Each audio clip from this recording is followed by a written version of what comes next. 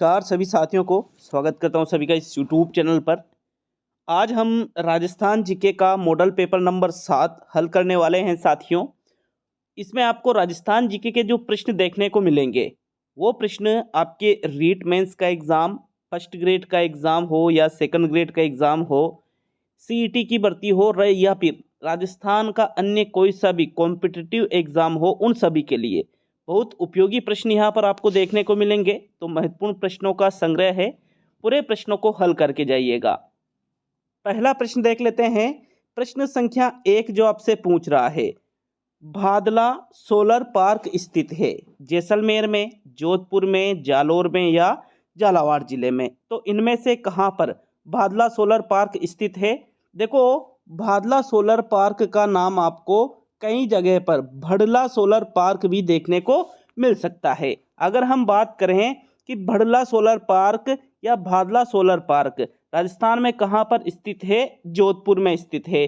और इसकी स्थापना की बात करें भादला सोलर पार्क की, साथियों इसकी जो स्थापना है 20 मार्च 2020 को की गई थी। कब की गई थी?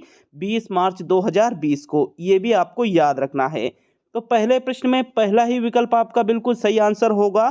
प्रश्न संख्या 2 की ओर बढ़ेंगे। दूसरा प्रश्न देखने से पहले बता दूं आपको कि कुछ दिनों से जो स्टडी विद पीएन नोदा जो एप्लीकेशन है, इस पे पिछले 1-2 दिनों से साथियों जो हमने रीट प्री का जो कोर्स लॉन्च कर रखा है, रीट प्री की बात कर रहा हूँ, रीट प्री 2024 एग्जाम की, उसके लिए जो कोर्स लॉन्च कर रखा है उसमें पिछले 1-2 दिनों से कोई टेस्ट में नहीं डाल पा रहा हूँ क्योंकि ऐप अपडेशन का कार्य अभी चल रहा है। तो 2-3 दिन का इसमें टाइम लगेगा। कुछ चीज़ें उसमें और ऐड करवाई जा रही है और कल से आपके रेगुलर आपको टेस्ट देखने को मिल जाएंगे, रीट प्री एग्जाम लेवल 1 के लिए भी और लेवल 2 के लिए भी। जो एप्लीकेशन है इसका डाउनलोड लिंक मैंने कमेंट बॉक्स में दे रखा है। आप कमेंट बॉक्स में से भी इस ऐप को डाउनलोड कर सकते हो, जो डाउनलोड लिंक है उस पर क्लिक करके। मित्रों, प्रश्न नंबर 2 है, बीकानेर राज्य प्रजा परिषद की स्थापना कब हुई थी? 1936, 1940, 1942 या 1945 में। तो जो बीकानेर राज्य प्रजा परिषद है इसकी स्थापना की बात प्रश्न नंबर 2 में पूछी गई है और इसकी जो स्थापना है ये हुई थी 22 जुलाई 1942 को। कब हुई थी? 22 जुलाई 1942 को ही बीकानेर राज्य प्रजा परिषद की स्थापना हुई थी। तो प्रश्न संख्या 2 में आपके तीसरा विकल्प बिल्कुल सही आंसर होगा। प्रश्न संख्या 3 की ओर बढ़ेंगे। तीसरा प्रश्न पूछ रहा है, नरमा किस फसल की किस्म है? गेहूं की है, चावल की है, कपास की है या फिर मक्का की है? तो नरमा एक फसल की किस्म का नाम है, लेकिन अब आपको यहाँ पर यह देखना है कि जो नरमा फसल की किस्म है ये किस फसल के अंतर्गत आती है। तो साथियों तीसरे प्रश्न का आंसर देखें तो नरमा जो किस्म है ये कपास की किस्म है। कौन सी फसल की किस्म है? ये कपास की। और इस किस्म को साथियों राजस्थान में जो श्रीगंगानगर जिला है, श्रीगंगानगर और जो हनुमानगढ़ जिला है, श्रीगंगानगर जिले में और हनुमानगढ़ जिले में इस फसल की ये जो कपास की फसल है इसकी ये जो किस्म है नरमा, इस किस्म को बहुत ज़्यादा बोया जाता है। तो तीसरे प्रश्न में तीसरा ही विकल्प आपका आंसर होगा। प्रश्न संख्या 4 की ओर बढ़ेंगे। चौथा प्रश्न पूछ रहा है, देख लेते हैं। कृषि विभाग राजस्थान के मृदा वर्गीकरण के अनुसार जिप्सीफेरम मृदा में पाई जाती है। कहाँ पाई जाती है? अजमेर में पाई जाती है, बीकानेर में पाई जाती है, कोटा में पाई जाती है या फिर जोधपुर में पाई जाती है। तो देखो, जिप्सीफेरम मृदा की बात की जा रही है और जिप्सीफेरम मृदा जो है ये राजस्थान में जो साथियों बीकानेर जिला है इसमें आपको देखने को मिल जाएगी। चौथे प्रश्न में दूसरा विकल्प आपका आंसर होगा। नेक्स्ट प्रश्न संख्या 5 की ओर बढ़ेंगे। पांचवा प्रश्न, वह नदी जो वन की आशा के नाम से जानी जाती है, लूणी नदी है वो, बनास नदी है, माही नदी है या फिर बाणगंगा नदी है? तो वन की आशा या फिर वर्णाशा भी कहते हैं। वन की आशा कह दो या वर्णाशा कह दो, बात एक ही है। इसको वर्णाशा के नाम से भी जाना जाता है। और ये राजस्थान की कौन सी नदी है? बनास नदी। बनास नदी के उद्गम स्थल की अगर हम बात करें साथियों, तो जो बनास नदी का उद्गम है ये खमनोर की पहाड़ियों से होता है। कहाँ से होता है? ये भी आपको याद रखना है। खमनोर की जो पहाड़ियां हैं यहीं से बनास नदी का उद्गम होता है और बनास नदी को ही वन की आशा या वर्णाशा के नाम से जाना जाता है। तो तो प्रश्न संख्या 5 में आपके जो सेकंड विकल्प है, दूसरा विकल्प है, ये आपका आंसर होगा। नेक्स्ट छठे प्रश्न की ओर बढ़ेंगे। प्रश्न संख्या 6 पूछ रहा है, हरियाली अमावस्या का पर्व किस माह में मनाया जाता है?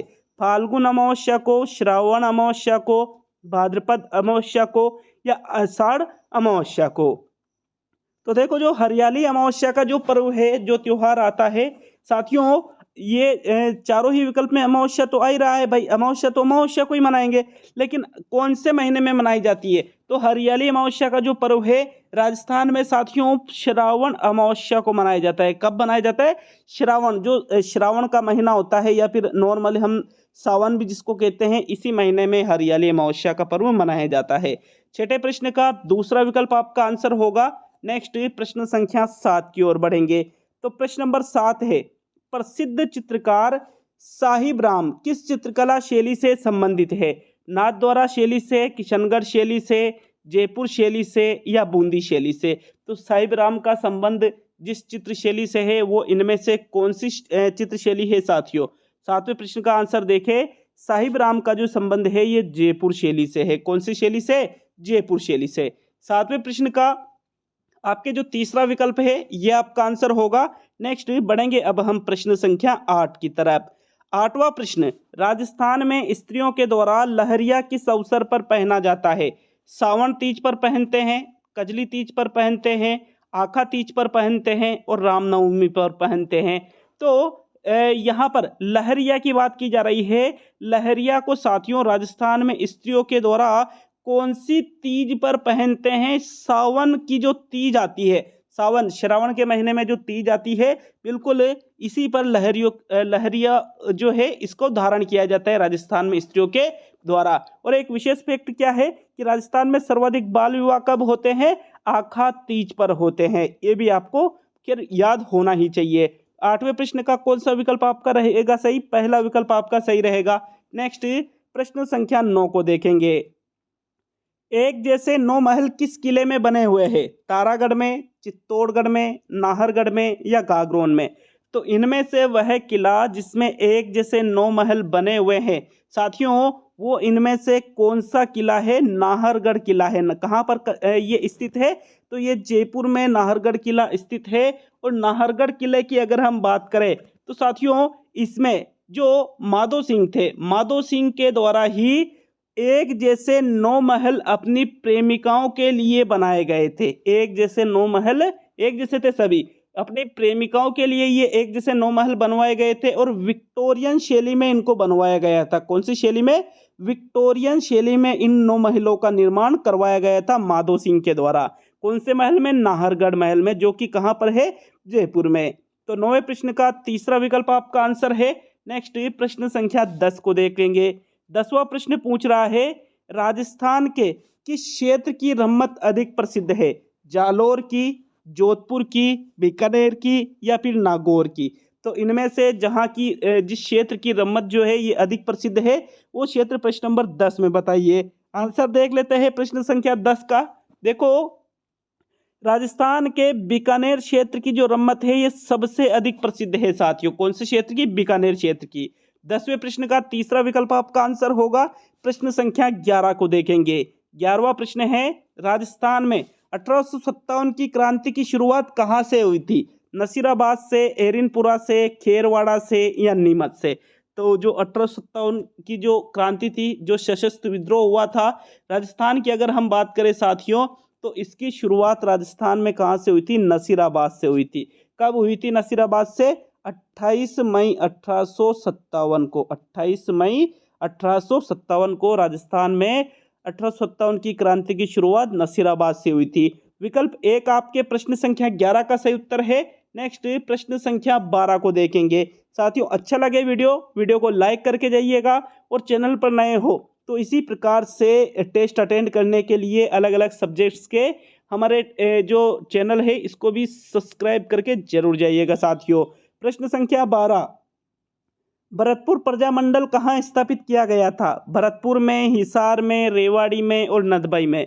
तो देखो भरतपुर प्रजामंडल की बात पूछी जा रही है, तो ऐसा नहीं कि थोड़ा मतलब लॉजिक तो होगा ही है प्रश्न में, लेकिन अगर कुछ बच्चे भरतपुर पे जा रहे हैं तो उनका आंसर गलत है। क्यों? क्योंकि भरतपुर प्रजामंडल की जो स्थापना है ये रेवाड़ी हरियाणा में की गई थी। कहाँ की गई थी? रेवाड़ी हरियाणा में भरतपुर प्रजामंडल की स्थापना की गई थी साथियों, सन 1938 में। सन भी पूछा जाता है कई बार अलग अलग एग्जाम्स में, तो आपको सन भी याद रखना है कि भाई भरतपुर प्रजामंडल की स्थापना कब हुई? 1938 में। कहाँ पर हुई? रेवाड़ी। कहाँ पड़ता है ये वर्तमान में? हरियाणा में। तीसरा विकल्प आपके प्रश्न संख्या 12 का सही आंसर है। नेक्स्ट प्रश्न संख्या 13 की ओर बढ़ेंगे। 13वां प्रश्न है, इनमें से राजस्थान में जायद की फसल की सही अवधि कौन सी है? मार्च से जून, जून से सितंबर, अक्टूबर से दिसंबर या जनवरी से मार्च। तो देखो एक तो होती है रबी की फसल, एक होती है खरीफ की फसल और एक होती है जायद की फसल। जायद की फसल गर्मी में बोई जाती है साथियों, तो गर्मी में मतलब मार्च से जून सही रहेगा। फिर आपके 13वें प्रश्न में आपके पहला विकल्प सही आंसर है। चलिए आगे बढ़ेंगे अब हम प्रश्न संख्या 14 की तरफ।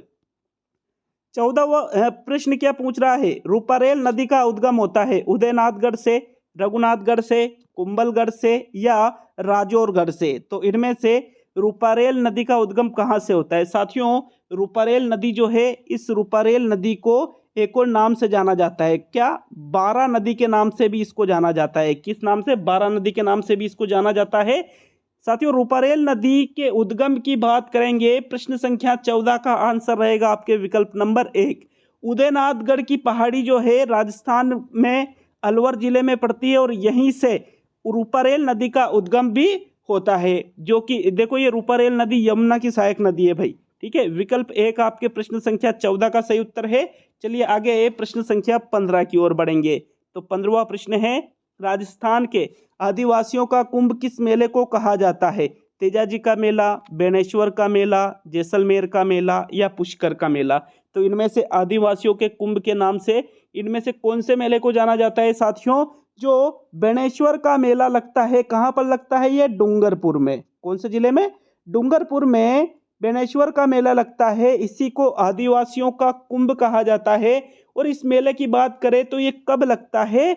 माघ का जो महीना आता है, माघ शुक्ल पूर्णिमा को, माघ शुक्ल पूर्णिमा को ही डूंगरपुर में साथियों बेनेश्वर का मेला लगता है, जिसको आदिवासियों का कुंभ भी कहते हैं। दूसरा विकल्प आपके प्रश्न संख्या 15 का आंसर है।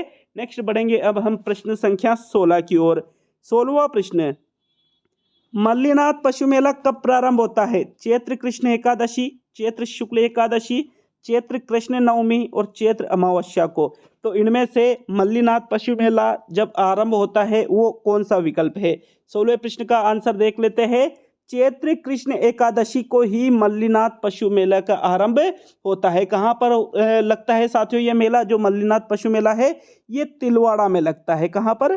तिलवाड़ा के पास में ही ये मेला लगता है। और कब? चैत्र कृष्ण एकादशी को ये प्रारंभ होता है। तो विकल्प 1 आपके प्रश्न संख्या 16 का सही आंसर होगा।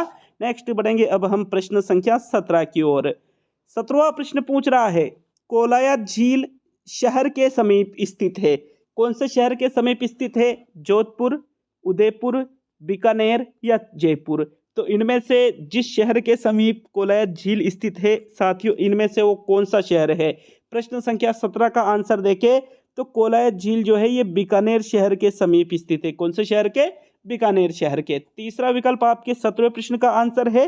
नेक्स्ट अब हम प्रश्न संख्या 18 की ओर बढ़ते हैं। 18वां प्रश्न, बिज्जी किस साहित्यकार का नाम है? कन्हैयालाल सेठिया का, दुर्सा आड़ा का, चतुर सिंह का या विजयदान देता का। तो इनमें से बिज्जी जिस साहित्यकार का उपनाम है, जिसको बिज्जी के नाम से भी जाना जाता है साथियों, इनमें से वो कौन है? तो प्रश्न संख्या 18 का आंसर है आपके विकल्प नंबर 4, विजयदान देता का ही जो है उपनाम है साथियों बिज्जी। और विजयदान देता को पद्म श्री पुरस्कार से भी सम्मानित किया जा चुका है। चौथा विकल्प आपके प्रश्न संख्या 18 का आंसर होगा। नेक्स्ट अब हम प्रश्न संख्या 19 को देखेंगे। 19वां प्रश्न, कुंभलगढ़ दुर्ग का प्रारंभिक संस्थापक कौन था? मान मौर्य, राणा लाखा, कुंवर पृथ्वीराज या संप्रति। तो प्रश्न बहुत ही इंपॉर्टेंट हो चुका है ये। क्यों? क्योंकि अपने को तो ये पता है नॉर्मली कुंभलगढ़ दुर्ग का जो संस्थापक है ये कौन है, कुंभा। लेकिन अब आपको यहाँ पर देखो कुंभा तो ऑप्शन में है ही नहीं, लेकिन साथियों प्रश्न ही आपसे पूछ रहे हैं प्रारंभिक संस्थापक के बारे में। तो प्रारंभिक संस्थापक इसका था संप्रति। कौन था प्रारंभिक संस्थापक? संप्रति। लेकिन वास्तविक संस्थापक तो कुंभा को ही माना जाता है। कौन से दुर्ग का? कुंभलगढ़ दुर्ग का। तो विकल्प आपके 4 सही रहेगा प्रश्न संख्या 19 में। नेक्स्ट 20वें प्रश्न की तरफ बढ़ेंगे। तो प्रश्न नंबर 20 में आपके है, गणेश्वर सभ्यता किस नदी के किनारे स्थित है? आयर नदी, बनास नदी, कांतली नदी या कोटारी नदी? तो इनमें से जिस नदी के किनारे गणेश्वर सभ्यता स्थित है वो कौन सी नदी है? आंसर देखेंगे प्रश्न नंबर 20 का। साथियों गणेश्वर सभ्यता, इसको पुरातत्व का पुष्कर भी कहते हैं। क्यों? कौन सी सभ्यता को? गणेश्वर सभ्यता को पुरातत्व का पुष्कर भी कहा जाता है। और ये सभ्यता कांतली नदी के किनारे स्थित है। कौन सी नदी के किनारे? कांतली नदी के किनारे। तीसरा विकल्प आपके 20वें प्रश्न का आंसर है। नेक्स्ट 21 की ओर बढ़ेंगे। तो मित्रों प्रश्न नंबर 21 है, पर्यटन स्थल चांद बावड़ी कहाँ स्थित है? धौलपुर में, भानगढ़ में, आभानेरी में या तलवाड़ा में? नाम सुना होगा जरूर आपने चांद बावड़ी का। चांद बावड़ी पर्यटन स्थल अगर हम बात करें इसकी कहाँ ये स्थित है, तो राजस्थान में साथियों आभानेरी। आभानेरी कहाँ पड़ता है? आपके दौसा जिले में पड़ता है। यहीं पर पर्यटन स्थल चांद बावड़ी स्थित है। प्रश्न संख्या 21 में तीसरा विकल्प बिल्कुल सही उत्तर रहेगा। प्रश्न संख्या 22 की तरफ बढ़ेंगे। 22 में पूछा जा रहा है, राजस्थान का खीचन गांव जाना जाता है कुरंजा के लिए, चरस के लिए, साइबेरियन सारस के लिए या तिलोर के लिए? तो इनमें से राजस्थान में एक गांव पड़ता है खीचन गांव। साथियों खीचन गांव आपके फलौदी तहसील जो जोधपुर जिले के अंतर्गत है, यहीं पर खीचन गांव ये स्थित है। और राजस्थान में साथियों ये किसके लिए जाना जाता है? कुरंजा पक्षी के लिए ये जाना जाता है। पहला विकल्प आपके प्रश्न संख्या 22 का सही उत्तर है। नेक्स्ट अब हम प्रश्न संख्या 23 की ओर बढ़ेंगे। 23, राजस्थान में स्वर्ण अयस्क के भंडार मुख्यतः है जिले में अनुमानित किए गए हैं। कौन से जिले में अनुमानित किए गए हैं? तो बांसवाड़ा, प्रतापगढ़, राजसमंद अथवा डूंगरपुर। राजस्थान में स्वर्ण अयस्क के भंडारों की बात की जा रही है। मित्रों सोने के जो भंडार है ये अनुमानित कहाँ किए गए हैं? कौन से जिले में किए गए हैं? जो बांसवाड़ा जिला आता है यहीं पर ये पता चला है कि भाई यहाँ सोने के भंडार हो सकते हैं। विकल्प 1 आपके 23 का सही आंसर है। अब हम सेकंड लास्ट प्रश्न की ओर बढ़ेंगे। 24वां प्रश्न है, जोधपुर के राठौड़ राजवंश का संस्थापक कौन था? सिहा, सांगा, जोधा और बीका। तो इनमें से जो जोधपुर का जो राठौड़ राजवंश था इसके संस्थापक, इसकी स्थापना किनके द्वारा की गई थी? मित्रों राव सिंहा के द्वारा ही जोधपुर के राठौड़ राजवंश की स्थापना की गई थी। पहला विकल्प आपके 24वें प्रश्न का सही आंसर है। अब हम 25वें प्रश्न को देखेंगे। अंतिम क्वेश्चन है मित्रों, लाइक जरूर करके जाइएगा। और ऐप डाउनलोड नहीं कर रखा है तो ऐप को जरूर डाउनलोड कीजिए, क्योंकि बहुत सारी चीज़ें वहाँ निःशुल्क ही आपको दी जाती है। कमेंट बॉक्स में लिंक दे रखा है, मैंने पहले ही बता दिया था आपको। हवा महल की तीसरी मंजिल का नाम है रतन मंदिर, विचित्र मंदिर, शरद मंदिर और प्रकाश मंदिर। तो देखो जो हवा महल है हवा महल जो है 5 मंजिला है। अगर हम पहली मंजिल की बात करें तो पहली मंजिल का नाम इसका क्या है? शरद मंदिर। ठीक है। इसकी जो दूसरी मंजिल है उसका नाम क्या है साथियों? रतन मंदिर। और इसकी जो तीसरी मंजिल है इसका नाम क्या है? विचित्र मंदिर। क्या नाम है तीसरी मंजिल का?